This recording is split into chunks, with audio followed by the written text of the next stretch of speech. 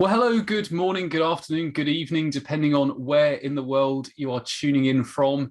And I can see from the attendee list that there is a really truly global audience tonight, which is always pleasing to see. So my name is Adrian Reed, and a very warm welcome to this BA Community webinar. I'm really pleased today to introduce Mike Burrows, who well, we've never met in person, but Mike was introduced to me by Alan Kelly. Alan suggested we speak, and I know Alan well enough to know that if Alan introduces me to someone, it's someone that I can learn stuff from. And I think that is certainly true from the very first conversation I had with Mike. Now, today, Mike's going to be talking about the deliberately adaptive organization. He's going to be talking about VSM or elements of VSM, but not value stream mapping, as some of us might think VSM stands for, the viable systems model, which is a systems thinking approach from Stafford, which sort of comes out of cybernetics and others. So I am really looking forward to, I always look forward to these webinars, but I'm really looking forward to tonight's webinar.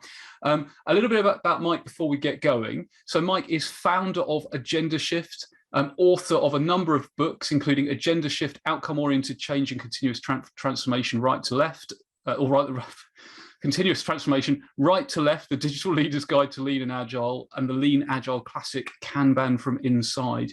He's recognized from his work in the Lean, Agile, and Kanban spaces and for his advocacy in participatory and outcome-oriented approaches to change, transformation, and strategy. If you're in the Agile world, you may well have seen him present at various conferences. So Mike, thank you so much for being here and taking time tonight. Great to be here. Thank you very much. And just before we kick off, the chat is open. So if you're here live, please do say where you're from, which people are doing already. We've got Budapest, Leeds, Italy, New Zealand. Wow, I don't know what time it is in New Zealand, but it's probably not a very social hour, I'm guessing. London.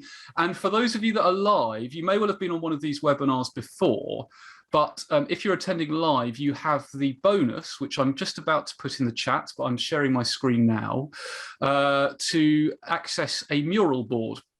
And the idea is, you know what it's like, you go on a webinar and you don't necessarily take notes because you're engaged and stuff. So what I'm going to ask you to do in a moment, and I'll pop it in the chat, is do some collective note taking. So when Mike says something that's of particular interest, just double click and add a sticky note and add your idea or takeaway or whatever. You can get really creative if you want. There's all sorts of stuff over here that you can play with. As I say, you don't need to register. You just go straight into the URL, which I'll give you in just a second. And what I will do after the session is I will publish that on LinkedIn. So there is a permanent record of a written record as well as the recording. So I am just about to pop that in the chat now. So the mural link is in the chat now. Well, without further ado, Mike, over to you.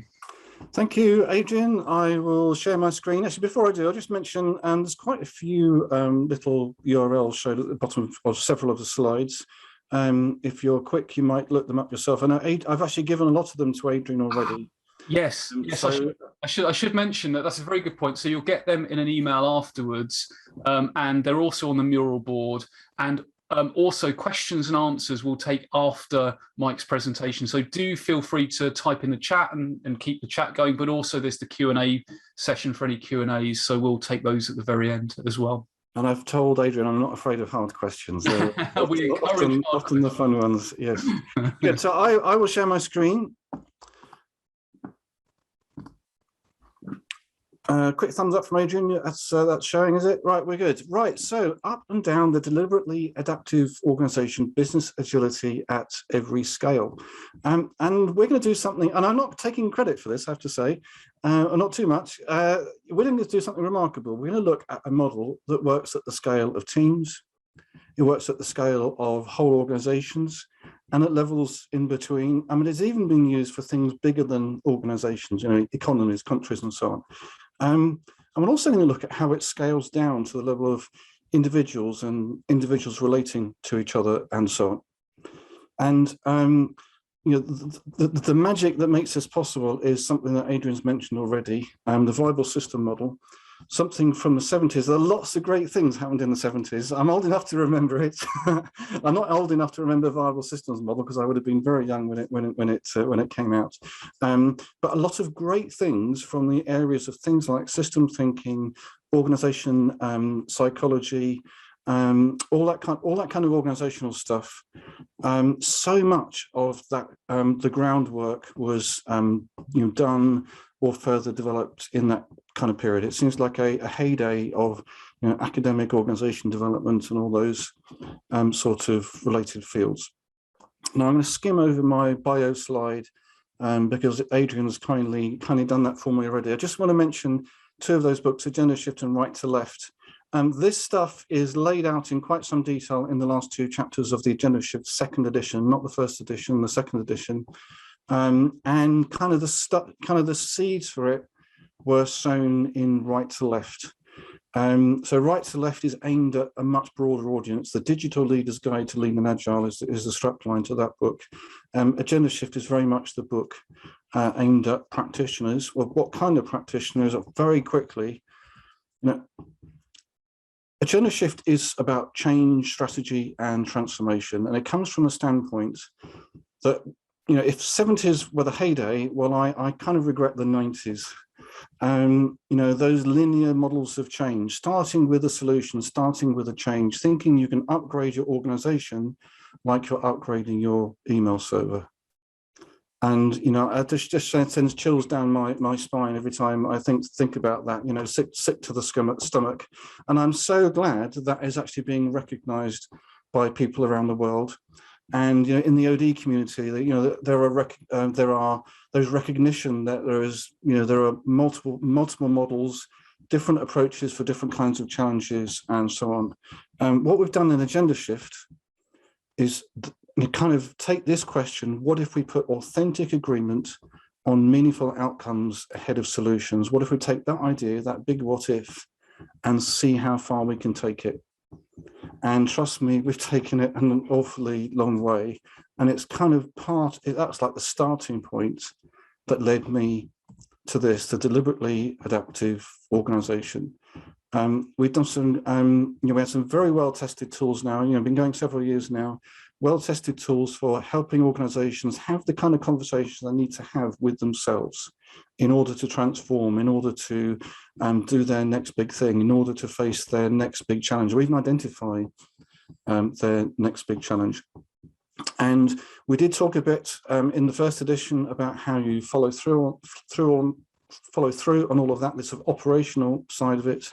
And we have just taken it so much further and then found the more we did it, the more it actually resonated with some of the great theory. Now, the trouble with the theory is that many people are intimidated by it.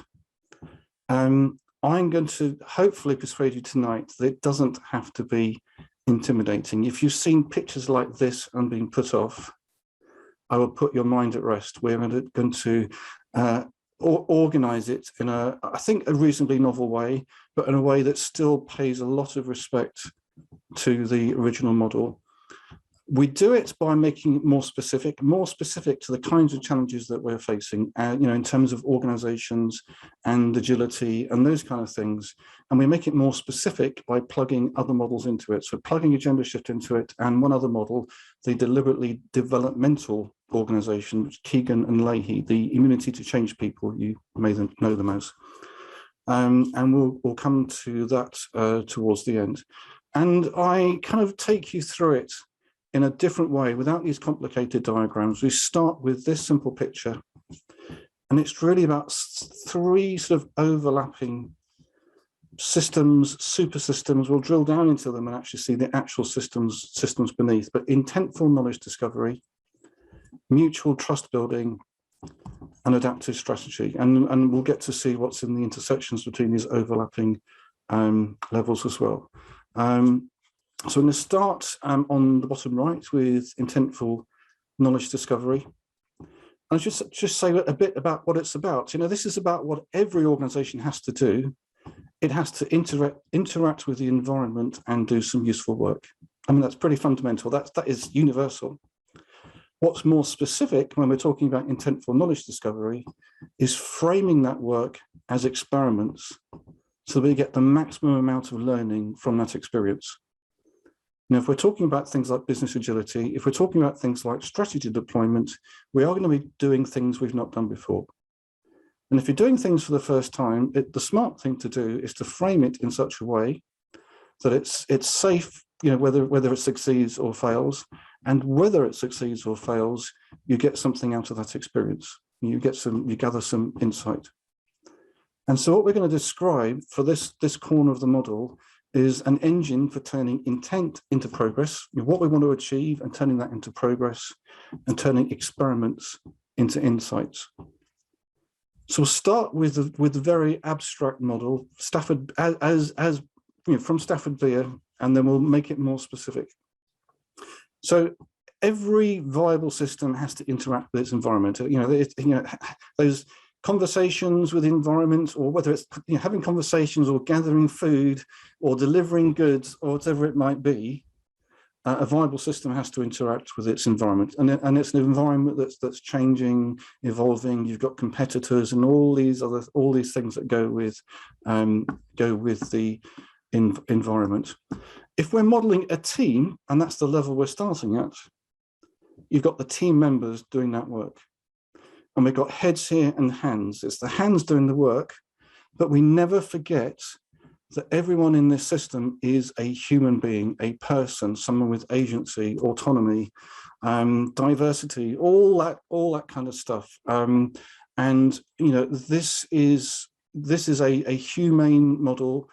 The human being was actually the archetype for the original model. That's going to go into a level of detail I'm not going to go into in the talk today, but if you look at Stafford Beer's his two big books, his first big book, Brain of the Firm, that's what he's doing. Never lose sight of the fact that it's real people we're talking about. We're not cogs in a machine. We are people in all our wondrousness and all the not so wondrous things about people. The model has to live with. It's not a practical model if that's not true. Not a respectful model if that's not true. And I only do respectful models. So that's what Stafford Beer called System 1. Now, slightly unhelpfully, but with good reason, he didn't name these things. He numbered them. He numbered them because whatever name you give them, it biases people's thinking, and it takes on a meaning that might not be appropriate in the particular domain that you want to use the model. Now, I don't have that problem. I want to make it specific. I want to make it usable for business agility and so on. So I will name these in a bit. So you've seen System 1. I'm going to go up now to System 3, slightly different order. It's System 3. That's where intent comes from. So your team needs to know what it wants to do. If you do Scrum, you have a sprint goal and you have a sprint backlog. That's a statement of what it is you want to do. You can call it intent, commitments, objectives, goals, whatever you want to call it. That has to come from somewhere, and that comes from System 3 in the model. Between those two, mediating them is System 2, and that's all about smooth running. Everything that you need to make the system run smoothly, coordination systems, reservation systems, the ceremonies that you have, your stand-up meetings, your review meetings, your planning meetings, all that stuff. System 2, even things like your how you manage your support rota, all this stuff, that all goes into System 2. And as I've mentioned already, we frame our work as experiments, with a hypothesis, assumptions, dependencies, all those kind of things. Whether that's doing that in detail or just in our heads, we know that the outcome of this work is not certain, and we want to win regardless of what the outcome is. We at least want to win some insights as part of that process. We interact with the environment from time to time, not all the time, but from time to time. We are probing the environment, getting some response back, and we're going to feed back, perhaps adding some value in the form of insights. So that is actually pretty much it for that corner of the model in viable system model. I'll now give these things some more specific names. So in Agendashift, System 3 is called the Agenda for Change. Now, the agenda for change was definitely a concept in the first edition of the book. We've given it a much more visibility in the second edition of the book. It's the thing that represents what it is we currently want to do. The outcomes we're currently working towards, the experiments that we're running, all those kinds of things. It doesn't have to come from on high. It can be the result of some team participation exercises or whatever. The important thing is what we own. It is our intention as a team to do these things, to conduct these experiments, to deliver these things, or whatever. Now, for System 2, the closest thing in Agendashift that corresponds to System 2 is Changeban. So Changeban is a simulation game based on another simulation game of mine called FeatureBan. But it's a way of teaching people how Kanban systems work. And Changeban in particular is a very lean startup-oriented piece of work. It has a board design that's not too far removed from some of the early lean startup books, Ash Maurya's books, for example. Something very similar in Jeff Anderson's book, Lean Change, several years ago now. And it's a Kanban system. It's a right to left system. That's going to the other title of one of my other books. We review our board right to left. We're encouraging a focus on completion. We're pulling work through the system when there is capacity. I mean, those of you who have seen anything from Lean, those of you who've seen what Kanban systems do, that's how these things work. Extra twist is that the columns on the board that represent the states that the work goes through or the activities the work goes through, they are posing some questions. And we're starting to think of our workflow or the design of the workflow being optimized for asking the right kind of questions at the right kind of time. So in this very simple board design, going left to right now, agree urgency, is it valuable? Will we get to it soon? Will this sticky ever get to the top of the column, being the one that the next one is going to go? If it's not, we might as well reject it. Can we negotiate a feasible solution acceptable to all parties? If we can't, we might as well reject it. Is this process change or this user feature, are people using it? Is it usable? Is it sticking? If it's not, let's reject it. We'll try again. And you're kind of at the end of the process, and when it appears to work, is it actually delivering the benefits that we hoped for? Is it as valuable as we thought it was at the beginning of the process?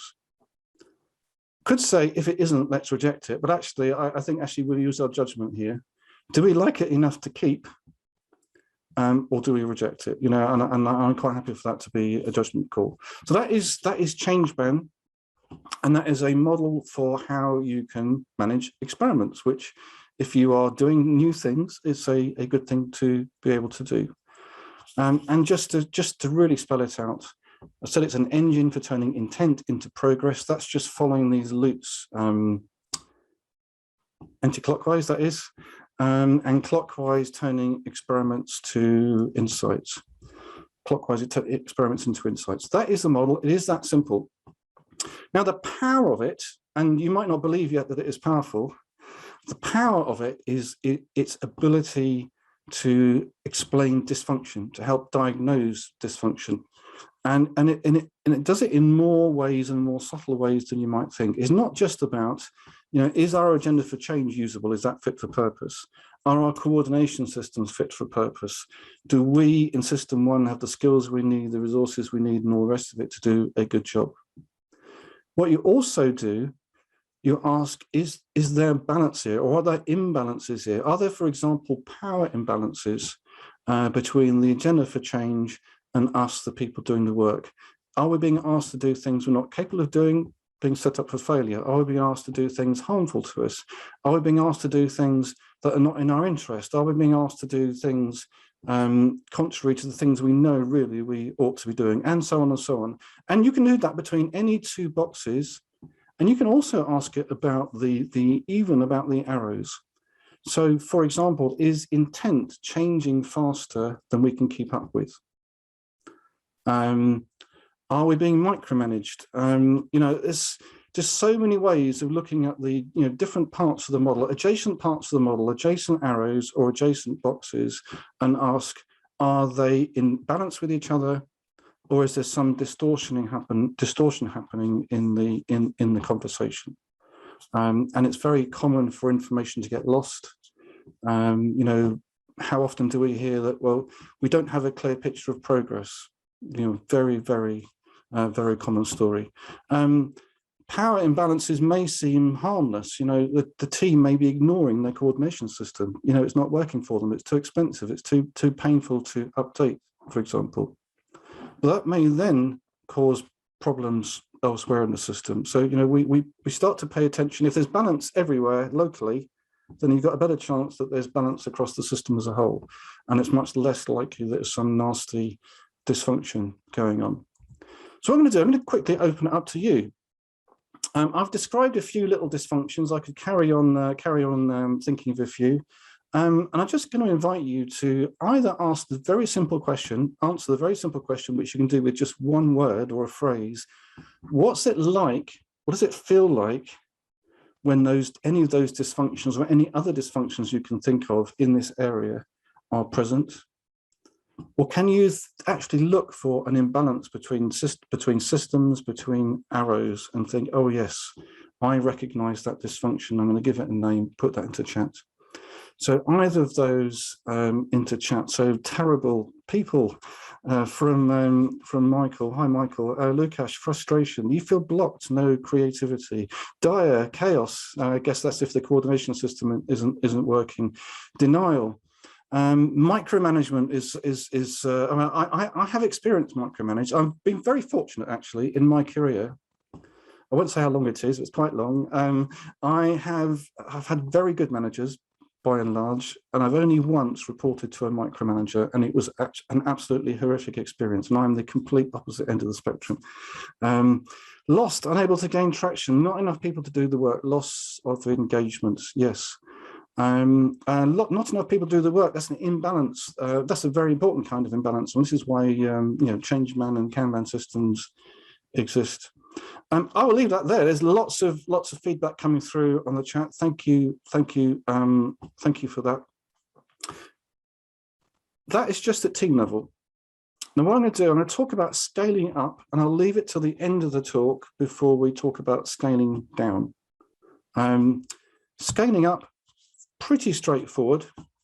So, we're doing it in the most generic way possible. So you might think of organizations being like hierarchies, but there are much more general, more flexible, and actually nicer models than that. I'm a big fan of a model called Sociocracy. You're a member of a circle, perhaps a member of multiple circles. A circle that's responsible for a particular domain of responsibility in the business. Borrowing now from the team topologies guys, optimized for complexity and cognitive load. Particularly the cognitive load bit is a really interesting thing that team topologies talk about. Is the organization optimized for the sake of the people doing the work? Or is it optimized to make a nice, clean org chart for the senior manager or their chief of staff? Is it optimized for the distribution of the bonus pool? So someone who used to work for an investment bank, lots of really dysfunctional reasons for making an organization the way it is. We want to optimize it for the people doing the work and also optimized for complexity. And that sounds an interesting phrase, but in the end, we've got to deal with a complex environment. And our organization structure's got to meet that somehow, engage with it somehow. Not get in balance with it, it's got to speak its language, and so on. And that involves a certain amount of diversity and so on. Participation and governance by consent, that's a key principle of sociocracy. You can belong to multiple circles, but that's by your choice and the choice of those receiving you into that circle. And it's dynamic, self-organizing, developmental. People can move between circles. That's kind of a corollary to the other things, some of the points above. Dynamic reteaming, another recent book to reference, actually talk about some of the patterns to help you think about how circles split, how people move between circles. I mean, yeah, Heidi didn't talk about circles, she talks about teams. It's dynamic reteaming, not dynamic recircling, but the point still stands. So at the level of organization, it's pretty straightforward, but still so many ways to get it wrong. You know, how you break down those domains of responsibility may not make sense. And there are some, I'm not going to go through them now, but some rules of thumb of how to do that in sensible ways. As I mentioned already, you know, your organization structure may not meet the complexity of the outside world. If it's organized in functional silos, it probably doesn't. And similarly, it probably is not optimized for the cognitive load of the people doing the work. It's hard work to find the people you need to work with, to talk to, and so on. And you know, you may have respect issues, consent issues, and all the rest of it. It may be too rigid that you can't actually rebalance the organization to meet its current needs, and so on. So that's one level of structure. There's another level of structure at the agenda for change. You know, each team, each level needs its own strategy. And I'm a strong believer. It's not. I'm not sure this is something I can like prove from the theory, but I'm a strong believer in people owning a strategy in their own words. I think from a psychological point of view, if nothing else, it makes a lot of sense. You know, and kind of the anti-pattern there is a very rigid, you know, bill of materials, hierarchical work breakdown structure that's come down from the top, and everyone's working to that same plan, very rigid. It may be very effective in terms of getting work done, but as a model for agility, you know, it's just not there. It's very, very hard, very expensive to incorporate feedback into it. And also you get this problem that, you know, people at the top and people at the bottom talk very different languages. You know, people at the bottom are talking the language of their specialty or the language of their customers. People at the top are talking about the language of, you know, their business and so on. It's a very hard thing to get right and get it flexible at the same time. And lastly, the area of coordination, and I'm just going to home in on progress tracking. And if all the level above is doing is tracking your progress, it's not doing its job. If your PMO is only focused on what people are delivering in terms of, you know, features, for example, or stories or something like that, if you're delivering a piece of software, it's not doing its job on behalf of its business clients. It's, you know, in the end, at that higher level, you need to measure progress in ways that make some sense, or they're meaningful at that higher level in terms of business results, needs being met, and so on. In fact, needs being met is a great measure of progress even at team level. And you know, it's actually a better measure than features delivered even at team level. You know, if we're testing, if we're doing experiments, finding out whether we're meeting needs or not, then you know that becomes part of how we work. And the sad thing, it's perhaps not a surprise after 20 years of Agile, but it's very possible to be using an Agile framework, small or large.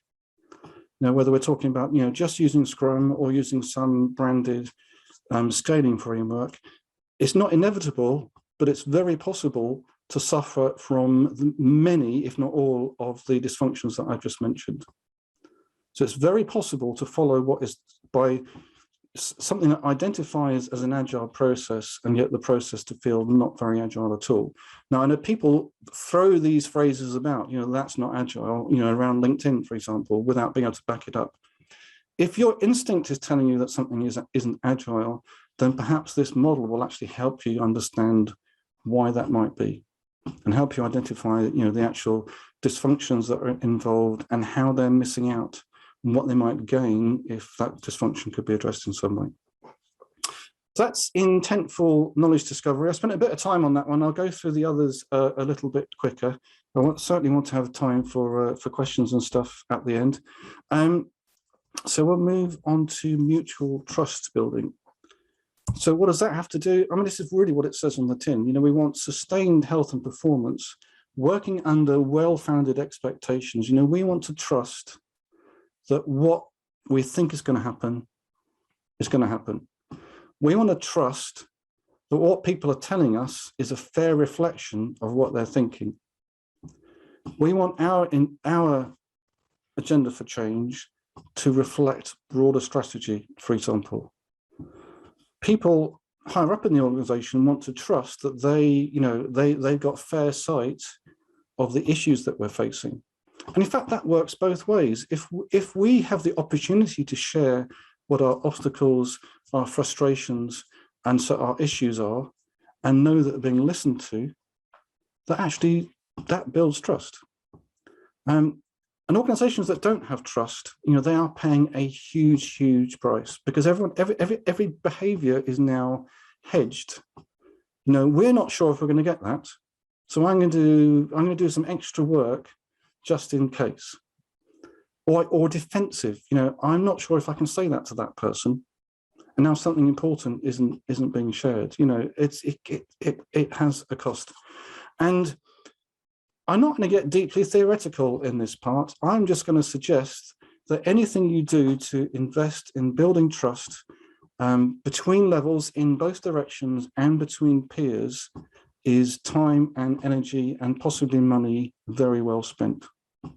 And I don't just mean implementing these mechanisms, transparency, assessments, inspections, inquiry, measurement, monitoring, audit, all these different things that, if done badly, can destroy trust. But doing well can build trust in both directions. And just as we did for intentful knowledge discovery, we can look for imbalances here. So a mistrustful organization may burden its teams, may burden its staff with extra inspections, audits, other bureaucracy that aren't actually justified, or could be done away with if they could find a way to build trust, for example. Audits, for example, I've been a manager at a senior enough level to know just how disruptive audits can be, and your job as a manager at that level is to avoid it destroying everybody else's day. It only destroys yours. That's a win. But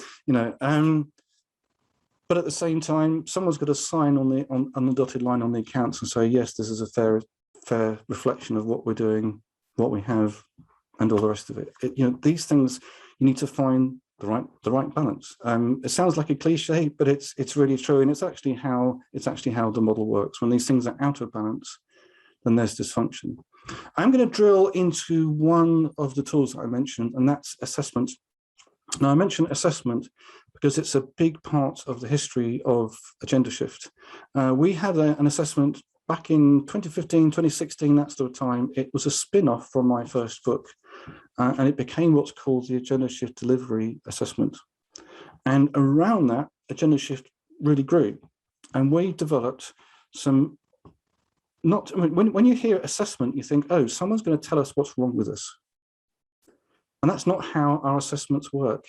We practice what's called dialogic organization development, not diagnostic organization development. Dialogic or generative is all about the conversation. It's all about generating things, not saying that you're doing something wrong, not prescribing solutions and going through all that change management pain that I talked about at the beginning, and instead getting people to articulate in their own words what outcomes they want to achieve. And now they're already motivated to find solutions to help achieve those outcomes. We're completely turning it around. We're not starting with solutions and selling them. We're getting agreement on outcomes in their own words that they then want to work towards. And this is a trust building process from the beginning and all the way through. We're not selling best practices here. We're not selling a maturity model that says more about the consultant than it does about the organization being assessed and so on. We describe things that, the vast majority of respondents to the assessment would agree are good things. They are scoring it themselves. The organization is self-assessing. We look at where there's agreement and disagreement, as well as strengths and weaknesses. And then it's a matter of prioritization. Which of these prompts help pinpoint an area we want to work on? What would it be like if it was working at its ideal best for us? What stops that? What gets in the way? What are the obstacles? In other words, make sure we frame those obstacles carefully so they're framed in a way that don't judge people, aren't lazily selling solutions and various other naughty things that people do with obstacles. and then turning them to outcomes. It's kind of the stuff that Agendashift is probably most famous for. We owe a huge debt to clean language. Using clean language as a tool for turning those obstacles into outcomes and actually exploring a whole landscape of obstacles and outcomes, and various other tools from the similar related spaces that we use as well: challenge mapping, solutions focus, and so on. All ways of getting towards agreements on outcomes that can then be organized into a strategy. You can see how this now relates to that agenda for change in the intentful knowledge discovery picture, and in this picture as well. So assessment as a trust building process, and think if you're faced or confronted with a very diagnostic approach to changing your organization, I can tell you that there are other approaches, very well approaches respected in academic OD circles. Check out the Dialogic OD book, Dialogic Organization Development, as a great reference textbook in that space. My book leans very heavily on all that sort of universe of stuff. So that's assessments as a trust building exercise. I'll leave mutual trust building there and move into intentful knowledge. Very quickly. No, I forgot what the slide was for. We've talked about experiments. Where do experiments come from? And the trick here is to use all of that machinery of trust building to socialize your experiments. And it's a win-win process happens here. If you're familiar with A3, here's an A3 template. There are as many A3 templates as there are lean practitioners. Here's mine. The clever thing about A3 isn't just the size of the paper. It's certainly not the template. It's the process by which you allow your idea to be challenged by the people it's going to impact. In fact, you want, as far as possible, the thing you're going to be implementing is designed by the people who are going to be impacted by it. That socialization process is vital. See it as a trust building exercise, not as a change you're going to inflict on people. Scaling it up, pretty straightforward. You've got to, the trick here is to involve as many layers of the organization as you can. It's a well-known trick, goes back to the 70s. At least 3 levels of organization needs to be involved when you're building trust. Managers do need to be able to look down a couple of levels. People need to be able to look up a couple of levels and understand where stuff is going on. And my advice in the Agendashift book, it's what I call my rule of 3. Any interesting kind of feedback opportunity, any workshop, for example, at least 3 levels of seniority represented in the room. Make sure you have both the authority and first-hand knowledge of what's really happening. And you're beginning to make sure the hierarchy isn't getting in the way. If the hierarchy gets in the way, or the kinds of obstacles and outcomes that people start talking about sound judgmental of layers above or below, then you've not got enough people in the room. You've not got enough levels represented, or enough functions represented, or what it is. If there's finger pointing going on, you're not going to have a constructive conversation that's going to lead to the kind of outcomes that the organization as a whole want to pursue. So it's mutual trust building. Hop up now to adaptive strategy. And it kind of, this all gets a bit existential, strategy, there's definitely sort of technical stuff going on here, but I've used a phrase here, maintaining adaptive existence. Kind of more, the second bullet is perhaps more familiar to people who've come across this stuff, exploring what it means to survive and thrive amid uncertainty. In a change, surviving and thriving in a changing environment is really, it's almost, if you've got the will to do that, then you've got at least the beginnings of a viable system. Now, to get all existential on you, not every team needs to be a viable system. And that's quite a thorny sort of philosophical issue that we do sort of touch on in the book. We talk in the book about provisionally viable teams. You're provisional because, well, unless you've actually got all you need to be a viable team, well, you're only provisional. You may have the will, but not everything else.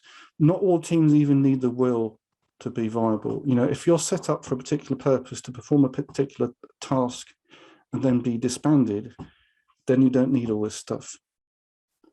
But, you know, the teams that those people belong to, the organization that sponsors its work, it certainly does need all of this stuff. And whether you're in a team that's there for the duration or a team that's only there for something limited, you need to know where this stuff is coming from. And you know, scoping this stuff is kind of an important part of any analysis you're going to do in any organization. You know, for any given group of people, how do they agree what it is they're going to do? Where does their strategy come from? Is it theirs? Is it somebody else's? And so on. So how does the model work? The agenda for change you've already seen, and you've seen these inputs and outputs from it on the right, experiments and progress. Down the middle, intent, which we turn into insights. On the left, you know, we might need to make some inquiries. We get back in intelligence, internal intelligence, external intelligence. So what's above the agenda for change? Well, it's another numbered system, system 4, and it's where our objectives come from. Everything I've talked about so far is about the here and now. It's what we're doing now. It's what we're committed to now. You need something that's looking ahead. And its job is to improve your prospects, to make sure you've got some good options in front of you. And what it's doing, it's learning, it's understanding how things are working and helping them decide on some better options for you. That's what learning actually is, you know, certainly in this context.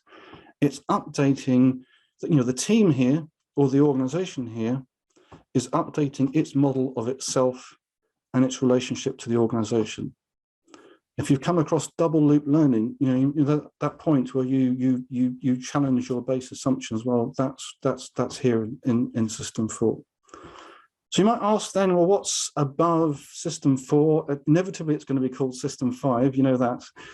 Is it another level of learning? And there are models that talk about levels of learning. It's actually something much more existential than that. It's about identity, purpose, and mission.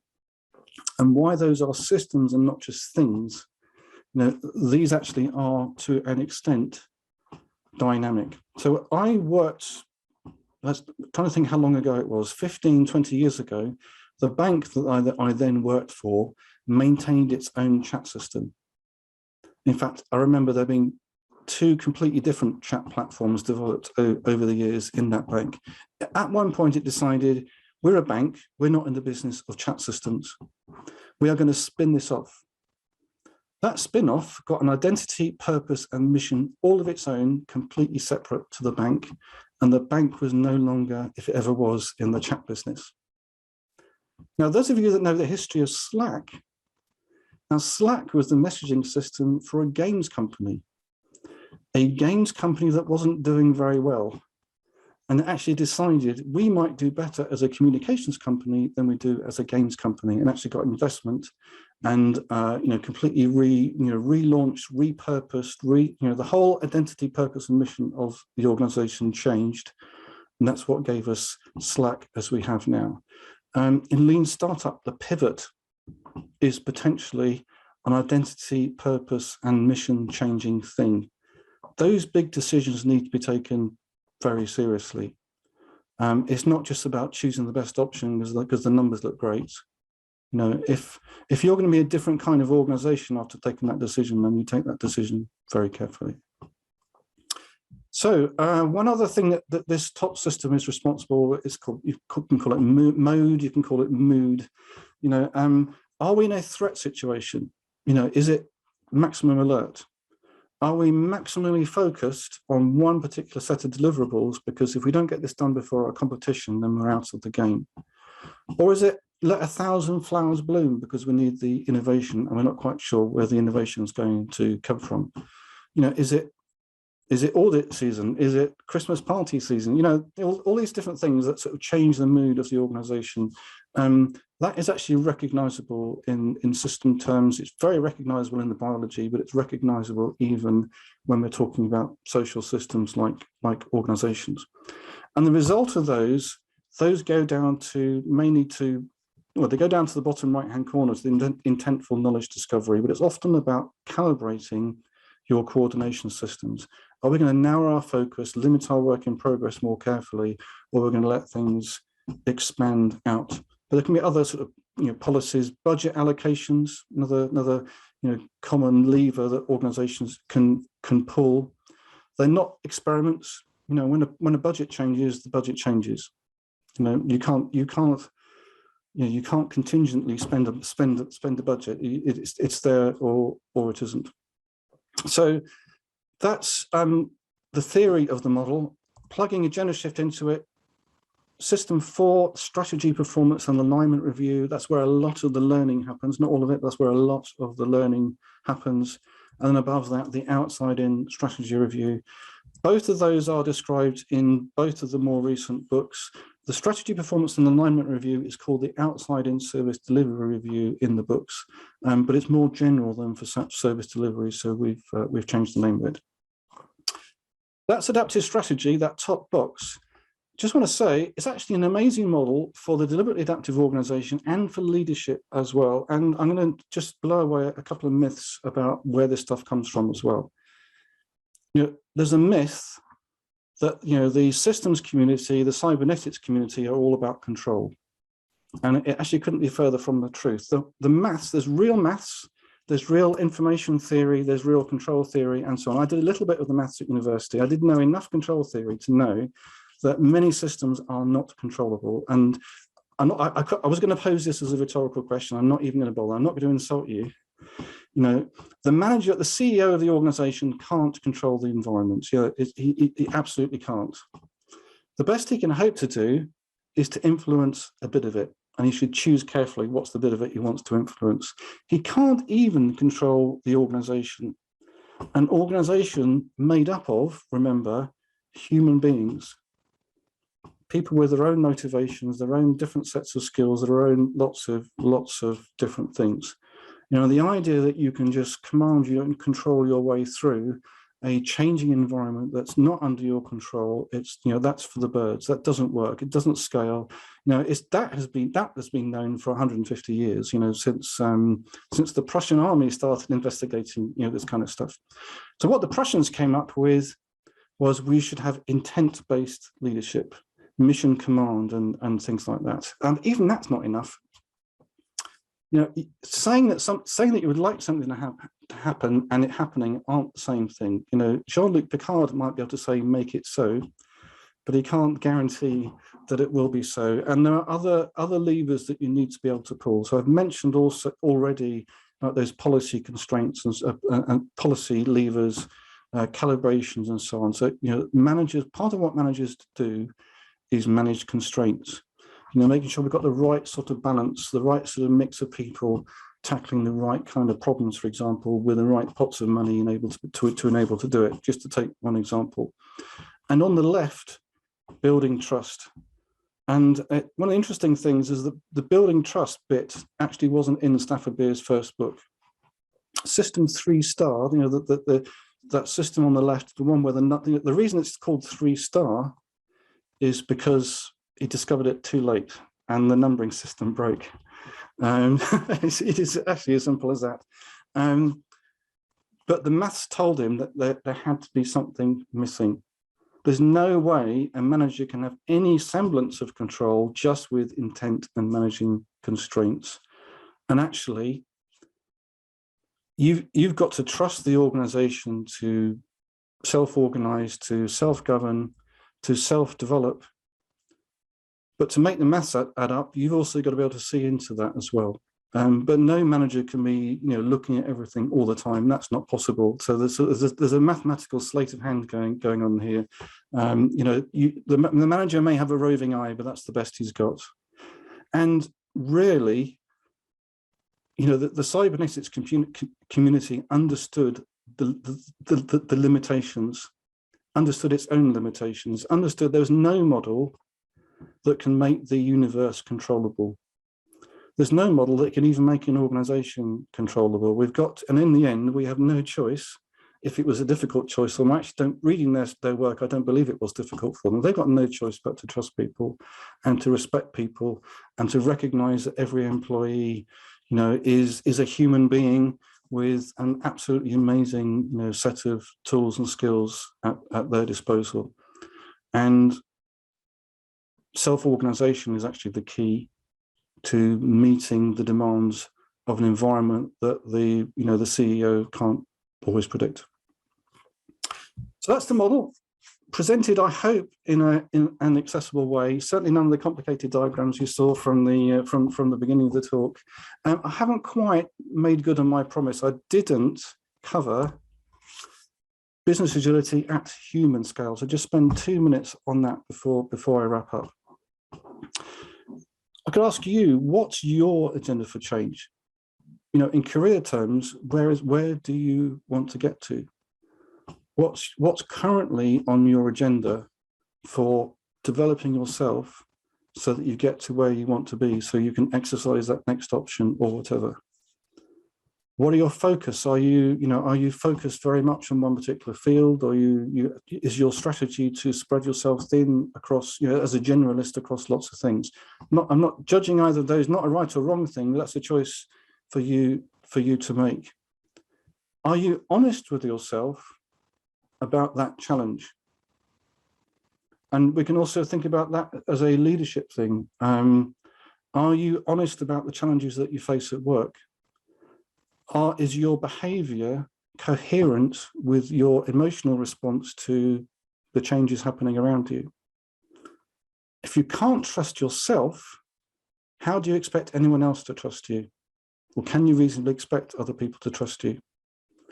So what at the high level of the model is sort of socializing, reconciling things, making sure that things add up. That happens even internally. And we don't want to be conflicted. And if we are internally conflicted, we should start by being honest to ourselves and then making sure that our behavior is coherent with what we're feeling and what we're encountering and so on. I won't go in much more detail than that, but the viable system model does actually describe human beings remarkably well. And that's actually where the model started. It really did use biology as its original model. I can't get the words out. The deliberately developmental organizations, that's Keegan and Leahy. That's about organizations where those kind of questions that I was asking you personally, quite pertinent questions, actually the organization is designed so that colleagues are always helping each other grow in their own roles, helping each other find opportunities, helping each other reconsider their relationship with the organization, their relationship with their careers, and so on. And they benefit as individuals, the organization benefits from that more objective look at the organization. So that, I hope, is the promise fulfilled, a remarkably scalable model, team level, organization level, human level. It's not a scary, complicated model if you approach it in the right kind of way, and I hope I've helped you do that. It's fractal, it works at every level, amazing diagnostic power, but also you can go away from those sort of diagnostic, what's wrong with you type approaches to change, and instead to something that's more dialogic, generative, and so on, and wholehearted, to use a term from my Right to Left book, where strategy, delivery, and development are deeply, deeply integrated. So last two chapters of the Agendashift book, the original sources, Stafford Beer, starting with the brain of the firm. That's where he did the biology. Heart of Enterprise is much more focused on businesses. The short book, Diagnosing the System, is incomprehensible if you haven't internalized the first two books. If it was meant to be a light introduction, it completely fails, I'm afraid. If you want a more accessible introduction, I recommend Patrick Hoverstadt's book, Fractal. He's a friend of this meetup, I believe, and a friend of mine, and he's actually been very helpful in the development of my books and my stuff and so on. And there's still tons happening. 2021 was a very exciting year for us. Second edition came out, new assessment tool for the deliberately adaptive organization, and the Agendashift Academy launched. Leading with Outcomes is up and running live. Outside in Strategy with Outcomes, which I alluded to when we were talking about adaptive strategy, that's due imminently, next few weeks. and then transforming with outcomes. That's going to be all about this deliberately adaptive stuff that will come in the winter, hopefully 2021, if not, early 2022. Adrian has all the links, the subscribe link there if you want to keep up with all this exciting stuff that's happening. And we have 5 minutes. I'm sorry it's not longer, but 5 minutes for questions. Yeah, no, fantastic, Mike. And I can't hear you, Adrian. Can you hear me, Mike? Can now, yes. Good. I muted and unmuted. That was weird. No, I mean, fantastic. A really, really great session there, and really, really accessible because, as you say, this stuff is often presented in quite a robust but hard to access way. It's fair to say. Just before we move to Q&A, I just want to take a look at the mural board, because I've been keeping an eye on this. And it's grown to something quite phenomenal, including a little bit of a description of the systems, some dysfunctions. We've got some stuff about self-governing circles on there.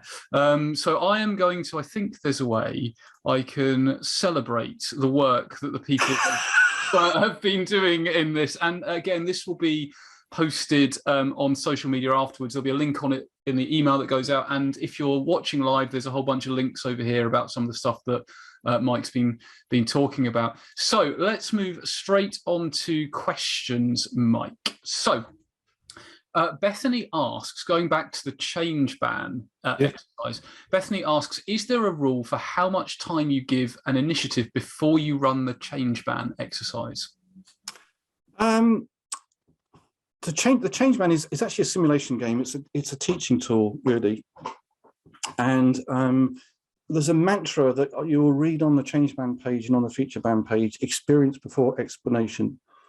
And it's one of the, if we know we're going to use it, we teach it. We play the game early, and we do it before we start, doing lectures on Lean, lectures on Agile, lectures on Kanban or whatever.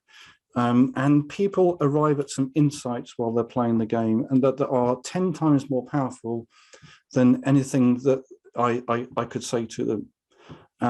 People know in their heads, or can work out in their heads, that if you run a system with work in progress limits, it's going to behave differently, more predictably, more smoothly, and possibly faster, likely faster than a system without. Not universally true, but if you understand how things, you don't have to understand very much to know that that's likely to be true. Playing the games, people arrive at some different insights that, if we control our work in progress, then we actually start talking to each other, start working with each other, and you start to get some very interesting agile things out of something that came from the lean space, in terms of team collaboration and so on. And you can start to draw some interesting parallels between Kanban and Scrum, for example. Scrum doesn't depend on Kanban, but it does have a system for limiting work in progress. The team focusing on its work for the sprint, for example. And the two sets of tools actually work together very well. They're not mutually exclusive either. So we're using it to open up conversations about focus and collaboration. And I have used these kinds of tools with senior people, for board level to-dos and so on, that we've Kanbanized all that stuff, all their issue management. I've got a wonderful graph in my first book that goes like a very slow, shallow slope, and suddenly there's an elbow and it goes up like that. That was us sorting out their issues management. Nothing was getting resolved. Everything took forever. And then we changed the way that we reviewed that stuff, and just performance went through the roof. I've seen that a couple of times. There's an example in my first book where the managing director said, we're going to bin all those issues logs, all those meeting minutes that got lists that only ever grow, and we're actually going to make some decisions on what we're going to finish. Like music to my ears. This is what I've been doing with my development team in this startup, and now I think, oh gosh, they've got it. Sometimes you've got to experience these things before, you can lecture people, you can tell them to read books, but you can't beat, the sort of visceral feeling of, gosh, I'll leave it there. actually seeing it with your own eyes, even a simulated version to curate the conditions to have the conversation. So we've got time for just one really quick last question, sort of in like a minute or less, if you so challenge. So Nefra asks, adaptive strategy sounds a lot like some mindfulness and well-being concepts, such as building resilience, being present, as in mindful, etc. Is that all of that for organizations as opposed to individuals? So I think what Nefra is getting at here is that, we talk about mindfulness and understanding one's own objectives, for example, and purpose. Is this almost like putting that at an organizational level? Would you say, is there a parallel? I'm sure you could draw some parallels. I mean, adaptive strategy, it's not just responding to intelligence, not just responding to insights, it's also proactive. There is, you're building a model and you're testing that model, you're exercising options at the right time, and so on. And that, that's kind of what any learning system has to do. It does have to be plugged into the real world. And maybe that's where the parallel with mindfulness is. You've actually got to notice things. You've actually got to be listening. And if teams are sharing insights and sharing intelligence, but it's not having any meaningful effect on strategy because the strategy is decided in annual or 5-year cycles or whatever, then that's not adaptive, at least not on time frames that are commensurate with the speed that the environment around us is moving. Absolutely. Well, Mike, I know we could continue talking about this for hours, and I hope at some point we will have the opportunity to at an event somewhere. Watch out for that training. So. yeah, definitely. So, Mike, thank you so much for taking the time out to be here. I know from the comments and from the number of questions that people have got some real value out of this. So thank you so much for that.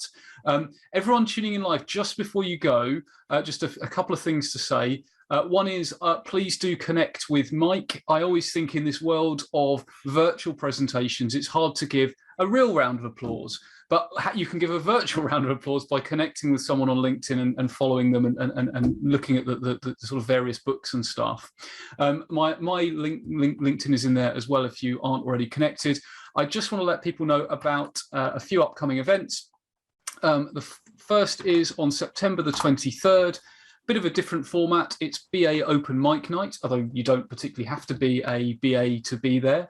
That's basically anyone can talk about anything. It's as like an open mic. You can get a 3-minute slot, or you can just watch.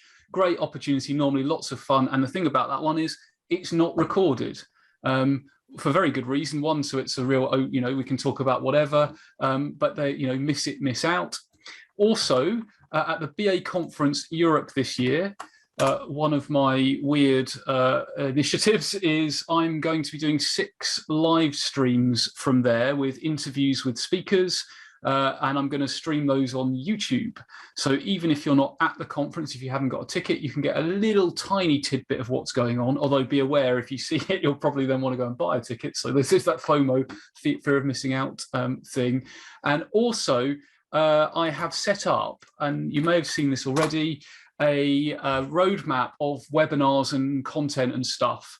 And you can literally click on that. You can suggest a topic. And if you suggest a topic, you can put your details in and you get pinged if, as that topic gets through the roadmap.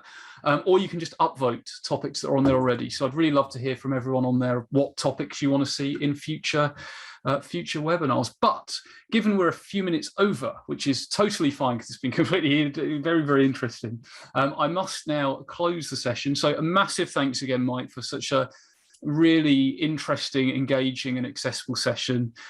Massive thank you to everyone who has tuned in, whether you're live or indeed watching the recording, and take care, stay safe, and see you next time. So bye for now.